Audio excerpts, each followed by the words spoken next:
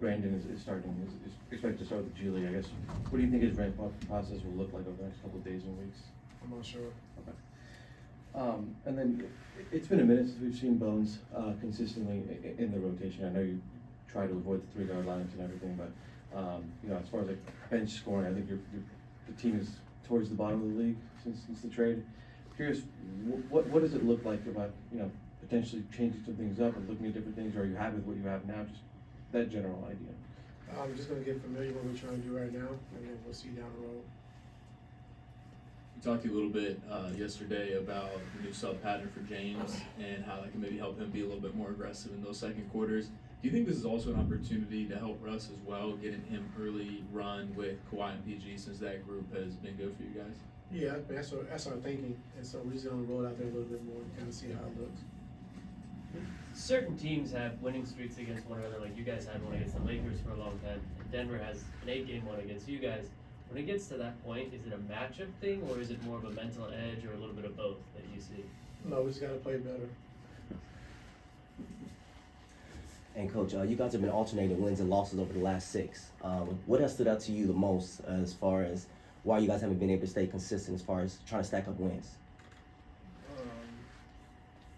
Be better offensively, be better defensively. Okay. So T, you take the line shit for those small guard lineups, and obviously when they don't work, but you don't always keep the same energy when they do, like complete comebacks or starting.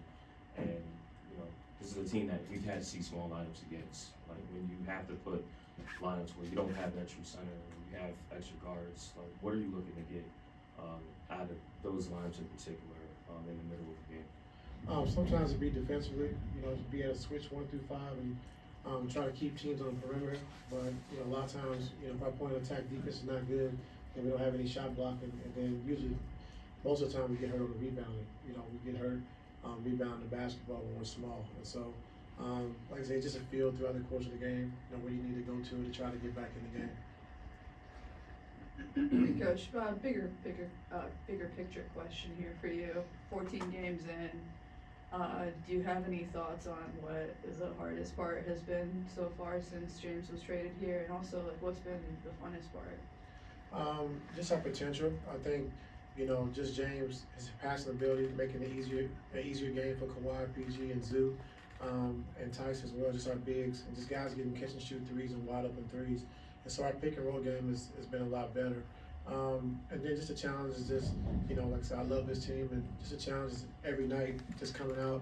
I'm not really worried about, you know, who told you stepping on and trying to fit in, get comfortable. Like we played too many games now, so guys got to be ready when their number's called, being aggressive, making the right play, and not just sitting back and being passive. So you're no longer worried about that with? I mean, it's time. Like I said, it's been 14 games, and just the biggest thing is, like I said, just staying consistent of what we're trying to do on both sides of the basketball and not getting frustrated.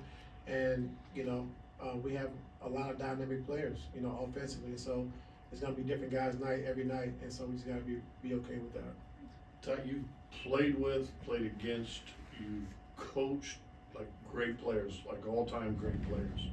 Where does Joker, in the history of you and watching this league, where does he rate with some of those greats?